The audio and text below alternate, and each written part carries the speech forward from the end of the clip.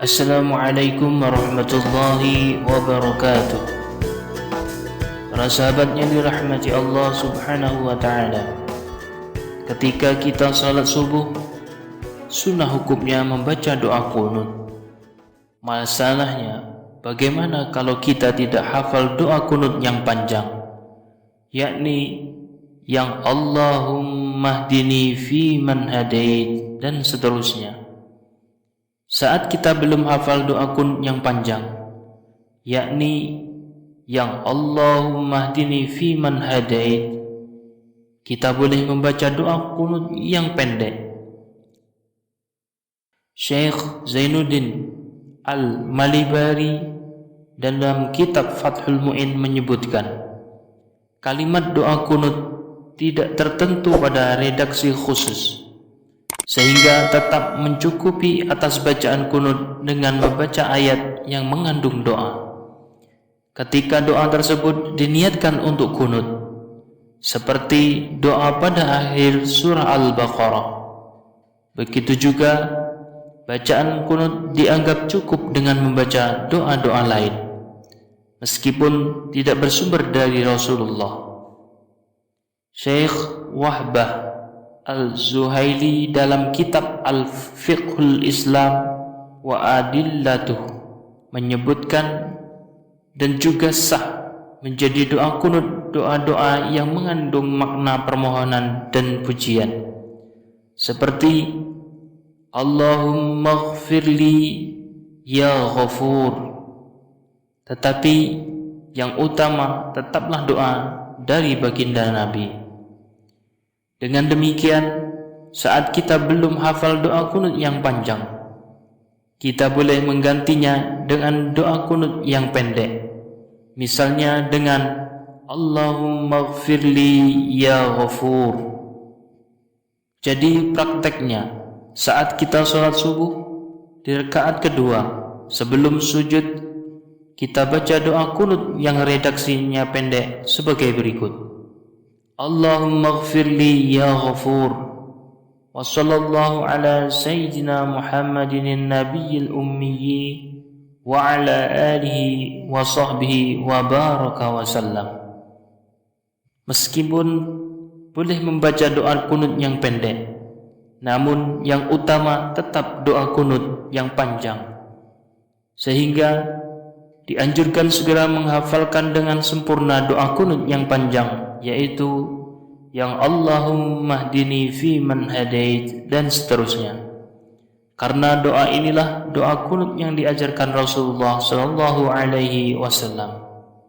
Allahumma hdini fi man hadait wa afini fi man afait wa tawallani fi man tawallait wa barikni fi ma a'tait وقني برحمتك شر ما قضيت فإنك تقضي ولا يقضى عليك وإنه لا يذل من واليت ولا يعز من عاديت تباركت ربنا وتعاليت فلك الحمد على ما قضيت وأستغفرك وأتوب إليك وصلى الله على سيدنا محمد النبي الأمي وعلى آله وصحبه وبارك وسلم.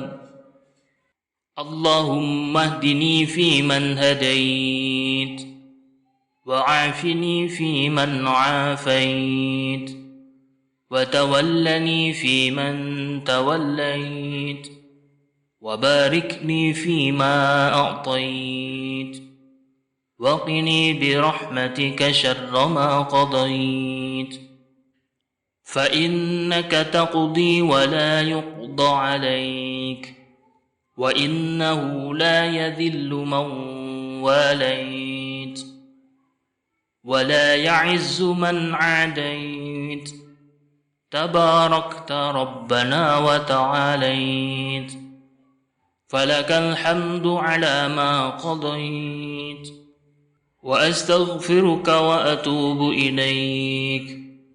وصلى الله على سيدنا محمد النبي الأمي وعلى آله وصحبه وبارك وسلم.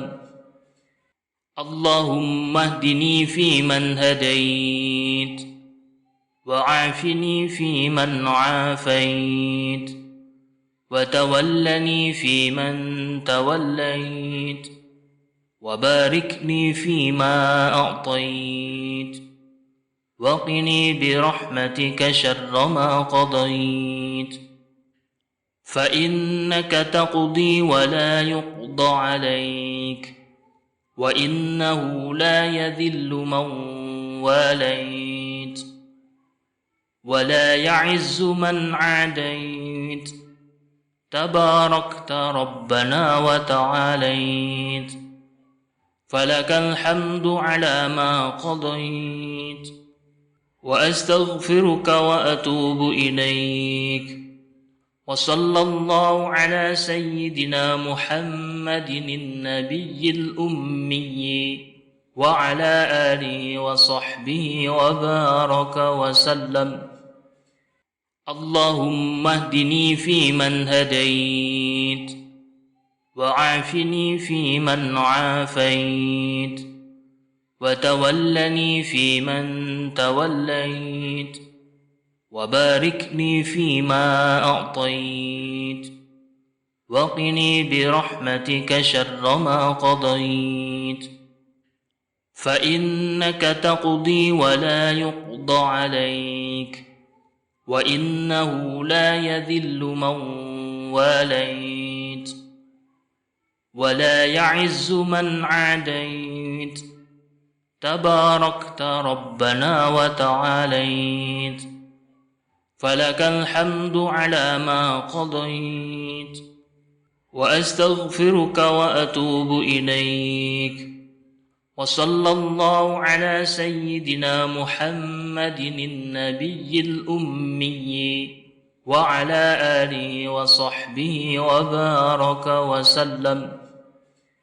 اللهم اهدني فيمن هديت، وعافني فيمن عافيت، وتولني فيمن توليت، وبارك لي فيما أعطيت، وقني برحمتك شر ما قضيت، فإنك تقضي ولا يقضى عليك، وإنه لا يذل من واليت، ولا يعز من عاديت، تباركت ربنا وتعاليت، فلك الحمد على ما قضيت. وأستغفرك وأتوب إليك.